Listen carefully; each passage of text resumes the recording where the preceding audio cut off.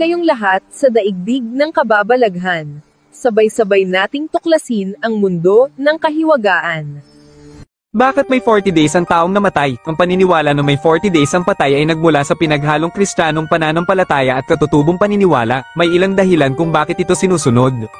Sa Kristiyanong tradisyon, sa simbahang Katoliko, ang 40 araw pagkatapos ng pagkamatay ay mahalaga dahil ito ay sumasalamin sa pag-akyat ni Jesus sa langit matapos ang kanyang muling pagkabuhay.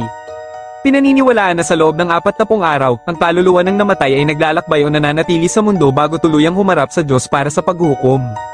Ayon naman sa epekto ng ortodoksong pananampalataya, sa Eastern Orthodox Christianity, naniniwala sila na ang kaluluwa ay dumadaan sa iba't ibang yugto ng espiritual na paglalakbay sa loob ng 40 araw.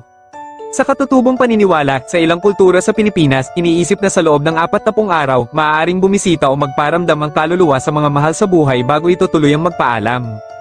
Dahil dito, ang mga pamilya ay nagdadasal, nagpapamisa, at nag-aalay ng nobena para sa kapayapaan ng kaluluwa. Sa simbolismo ng bilang na 40 sa Biblia, madalas gamitin ang bilang na 40 bilang panahon ng paghahanda o pagsubok, tulad ng 40 araw ng pag-aayuno ni Jesus at ang 40 taon ng paglalakbay ng mga Israelita sa disyerto. Kaya naman, ang 40 days ay isang mahalagang yugto na sinasabing nagbibigay ng pagkakataon sa kaluluwa na magpaalam at maghanda sa susunod na buhay.